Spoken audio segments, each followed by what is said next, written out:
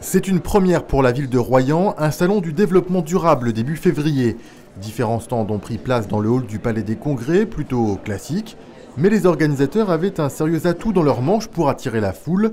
Hubert Reeves a tenu une conférence sur la biodiversité, cheval de bataille du célèbre astrophysicien, la parole du sage. Comment ça se fait que depuis quelques années, quelques décennies, nous sommes de plus en plus préoccupés, ayant l'impression que les choses vont mal? Pourquoi c'est maintenant que nous sommes dans ces problèmes? Pourquoi c'est pas il y a 100 ans?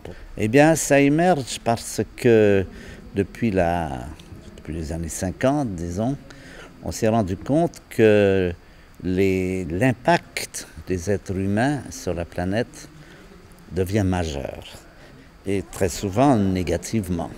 Notre planète n'est pas infinie. Nous détruisons en ce moment une quantité phénoménale d'espèces animales et végétales, et que là aussi, ça nous retombe dessus.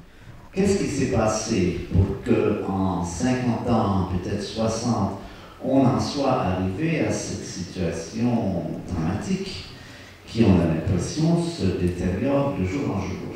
C'est tout le passage de la parole à l'action qui est délicat. Les gestes écologiques deviennent économiques. Si on n'a pas d'écologie, on n'aura plus d'économie.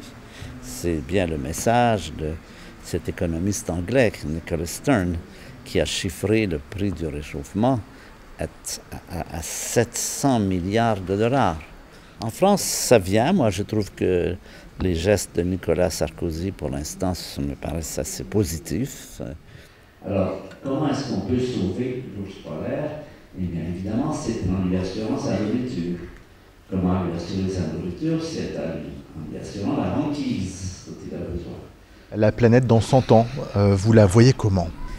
Je n'ai pas la moindre idée de ce qu'elle sera dans 50 ans. Pas 100 ans, 50 ans.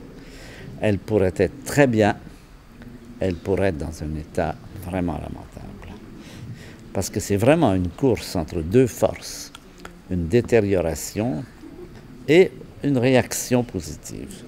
Et qui va gagner? Moi, je ne parierais rien du tout sur l'aspect de la planète en 2050, sinon que j'entretiens des inquiétudes graves.